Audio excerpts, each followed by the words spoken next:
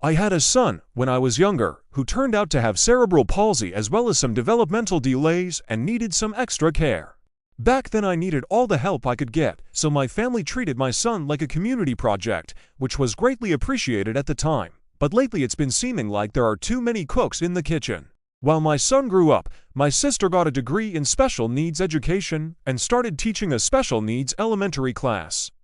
Over the years, my sister has been increasingly giving my wife and I more and more unsolicited advice on how to parent my son, which is fine in theory, but instead of taking us to the side and giving us her professional opinion, she tends to actively disregard the way we want to teach my son in front of him and in a condescending way. For example, when my son was being rude, I corrected him and sent him to his room.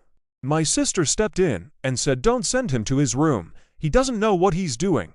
Another example is, lately we've been trying to promote independence in him, so when my son said he was thirsty, I said, "So go get yourself some water."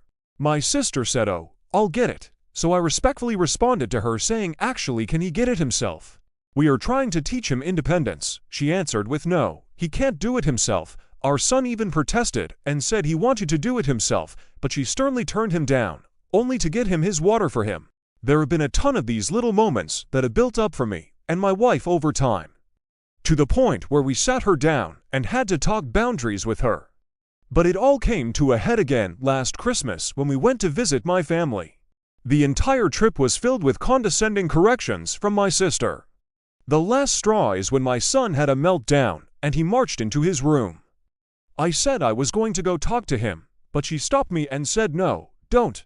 He needs to calm down." My wife and I exploded at the same exact moment, telling her to stop telling us what to do and how to do it.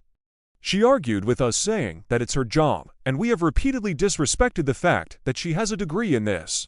We told her that she doesn't know what it's like to be a parent and how being a teacher is completely different. My sister ended up marching to her room mid-argument, and I ended up consoling my wife, who started frustratedly crying. Unfortunately, we had to leave for the airport right away, so we went up to apologize to my sister for yelling, but my sister was silent and didn't reciprocate.